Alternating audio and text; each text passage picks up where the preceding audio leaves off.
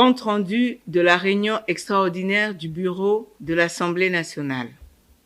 Il s'est tenu ce jeudi 21 juillet 2022 au Palais du Peuple une réunion extraordinaire du bureau de l'Assemblée nationale sous la direction de l'honorable Christophe Mbosso Kodia-Pwanga, président de l'Assemblée nationale. 4 points étaient inscrits à l'ordre du jour, à savoir 1. La participation de la République démocratique du Congo à la 51e Assemblée plénière du Forum parlementaire de la SADC. 2. Démission de l'Assemblée nationale pendant cette période de l'agression de notre pays par le Rwanda. 3. La position du bureau de l'Assemblée nationale aux contre-vérités de l'honorable Jean-Marc Kabound Akabound lors de son point de presse du lundi 18 juillet 2022. Et 4. Les divers. 1. De la participation de la RDC à la 51e Assemblée plénière du Forum parlementaire de la SADC. La 51e session du Forum parlementaire s'est déroulée du 11 au 14 juillet 2022 à Lilongwe, au Malawi, avec pour thème « Vers l'efficacité énergétique, la durabilité et l'autosuffisance dans la région de la SADC ». La séance d'ouverture de cette session a été présidée par le président de la République et chef de l'État du Malawi, son Excellence Dr Lazarus Makarti Chakwera. Les travaux de la session ont débuté par un symposium sur l'énergie. Il s'y est de noter que le symposium a démontré que les pays membres de la SADC sont largement dépendants en produits pétroliers, en gaz et autres ressources énergétiques importées. Pour faire face à cette crise énergétique, il fallait trouver des solutions innovantes.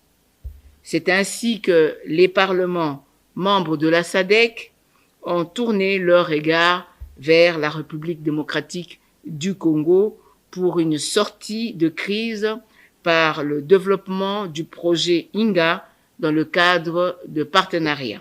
Au cours de cette session, la République démocratique du Congo, par la voix du président en exercice du Forum parlementaire de la SADC et président de l'Assemblée nationale de la RDC bien sûr, a dénoncé l'agression de notre pays par le Rwanda. À cet effet, il a exhorté les parlementaires membres de la SADC à condamner le Rwanda et les groupes armés qui déstabilisent la Mozambique. De même, répondant à cet appel à la solidarité, les parlements des États membres de la SADC ont exprimé leur soutien à la RDC, parmi les premiers l'Afrique du Sud, la Zambie, le Zimbabwe et le Madagascar. Au cours de cette même session, 2 amendements de la Constitution de la SADC ont été adoptés, l'un créant le Parlement régional, référence article 10,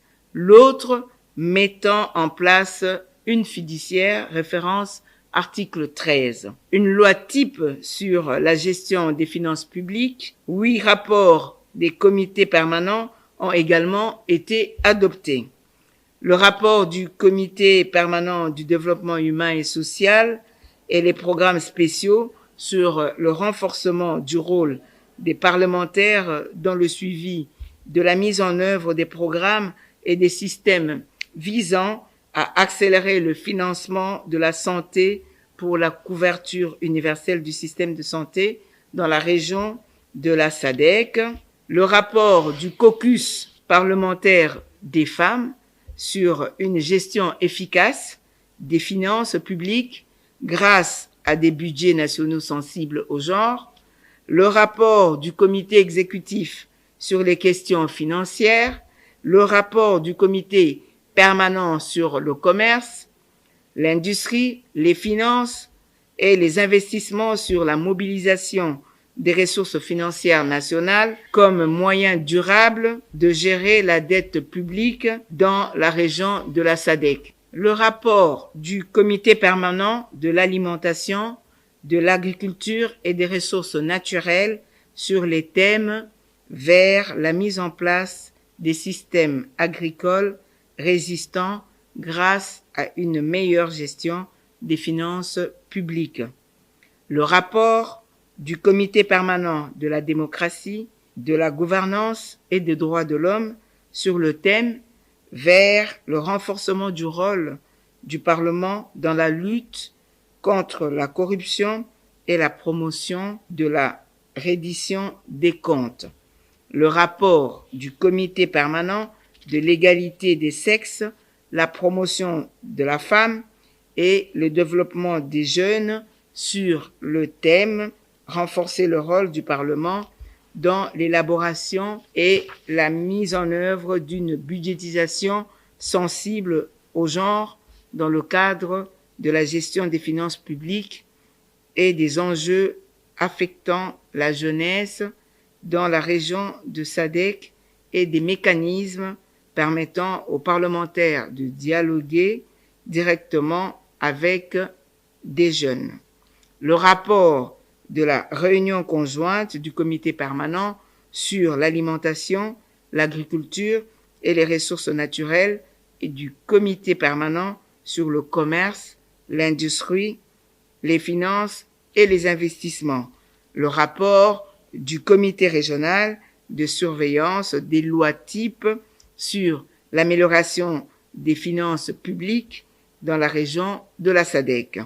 Ainsi, il a été recommandé que le projet d'amendement et la mise en œuvre du projet INGA soient examinés pour compétence lors du 42e sommet des chefs d'État et des gouvernements qui se tiendra à Kinshasa du 17 au 18 août 2022.